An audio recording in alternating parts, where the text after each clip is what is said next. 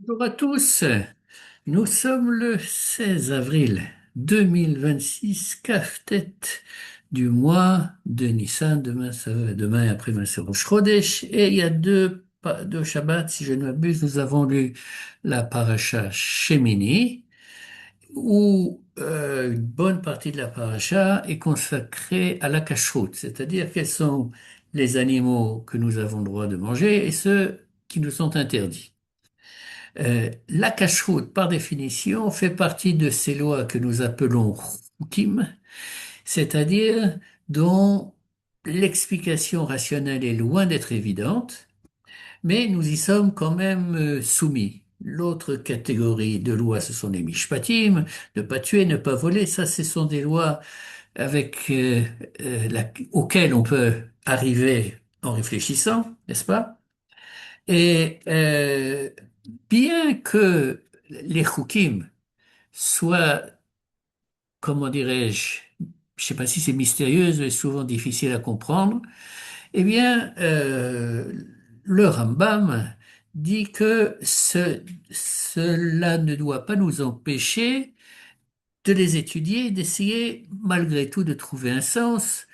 Euh, et on ne pourra pas savoir si les différents sens qu'on y trouve sont les véritables sens, mais peut-être que ils peuvent nous satisfaire. Et il se trouve que j'ai entendu cette semaine sur Shofar le Rav Cherki qui parlait de la paracha, qui résumait la paracha chez Mini, et à la fin, euh, il a abordé le domaine maritime, et plus exactement les poissons ou quels sont les animaux marins, ou aquatiques plus exactement, que nous avons le droit de consommer.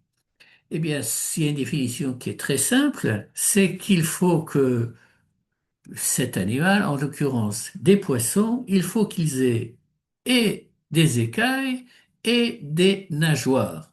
Si l'un des signes manque ou si les deux signes manquent, alors c'est les poissons ou les crustacés, enfin toutes les créatures qui vivent dans l'eau qui n'ont pas ces deux signes ensemble, eh bien, nous n'avons pas le droit de les consommer si nous voulons respecter la cacheroute. Et alors, il a fait une réflexion que j'ai trouvée intéressante, et donc je souhaite la partager avec vous, c'est la suivante.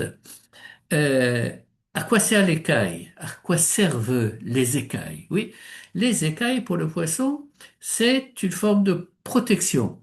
Oui. Et à quoi servent les nageoires? Eh bien, pour avancer dans l'eau. Oui.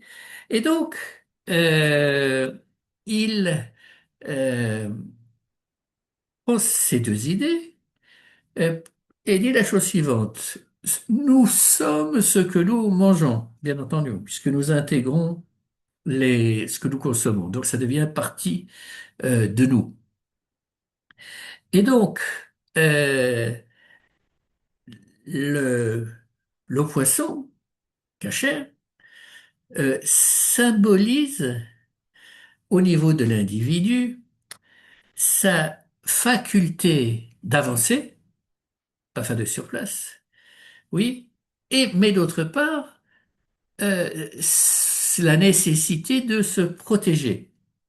Et il le formule d'un point de vue des idées, comme d'une certaine manière, quand on avance, eh bien, euh, on est amené à faire des progrès, peut-être des chidushim, n'est-ce pas, d'introduire des nouveautés, de nouvelles halachot dans notre monde parce que le monde a évolué et que par conséquent il faut adapter les différentes lois qui n'étaient pas, euh, comment dirais-je, actuelles quand certains phénomènes se sont développés, que ce soit l'électricité, la possibilité de la greffe d'organes, etc., etc. Enfin, il y a des domaines qui sont extrêmement variés, oui.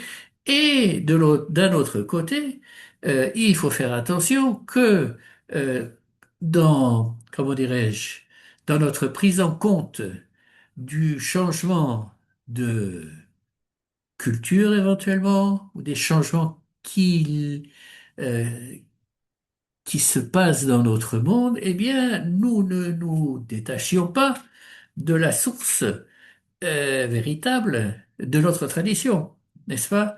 Donc, c'est toujours l'équilibre qui est difficile à trouver entre nouveauté et tradition.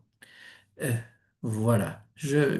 Chacun peut prendre ça maintenant dans la direction qu'il le souhaite. Je trouvais que c'était une idée originale. J'avais jamais entendu une explication sur la cache-route des poissons et elle m'a bien plu. Je voudrais en profiter pour rajouter un autre enseignement que j'ai entendu il y a peut-être 40 ans, quelque chose comme ça, du Rav Sitruk, qui était à l'époque grand rabbin de France, dans une petite synagogue qu'il avait créée à Neuilly, que je fréquentais quand j'étais en France. Chez mes beaux-parents, j'allais pour mon voyage, Shabbat j'allais là-bas, c'est une synagogue fort sympathique. Et le Rav Sitruk a donné une explication sur l'interdiction de mélanger le lait et la viande. Oui, c'est également un chok. Oui, bon, on le fait.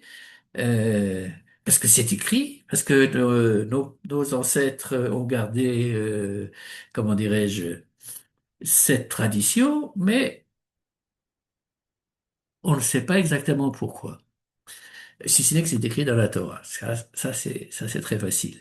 Et l'explication que le Rav Sitruk a donnée, que j'ai bien aimée, est la suivante, c'est que le lait représente la vie, en ce sens que la vache qui a mis bas un veau va avoir du lait avec lequel elle va nourrir son veau. Oui, donc le lait ou une maman humaine qui va allaiter son enfant. Oui, le lait est le symbole de la vie. Et à l'opposé, la viande, c'est le symbole de la mort. Pourquoi? Parce que, bien, pour qu'on puisse manger de la viande, d'un bœuf, d'un poulet ou d'autres animaux, cachère de préférence, il faut le tuer.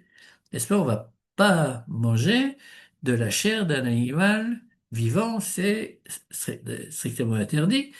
Et donc, on a deux principes qui s'opposent totalement.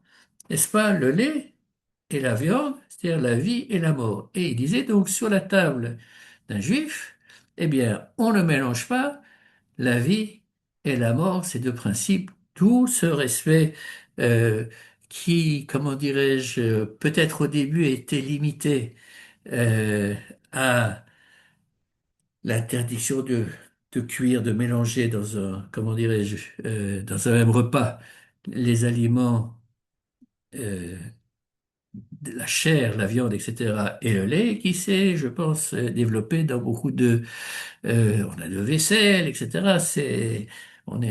Nous sommes très, très doués pour, comment dirais-je, établir des siyagim, des barrières, pour être sûr qu'on respecte les principes qui nous sont donnés dans la Torah. Et sur ce, je vous souhaite un bon Shabbat Shalom.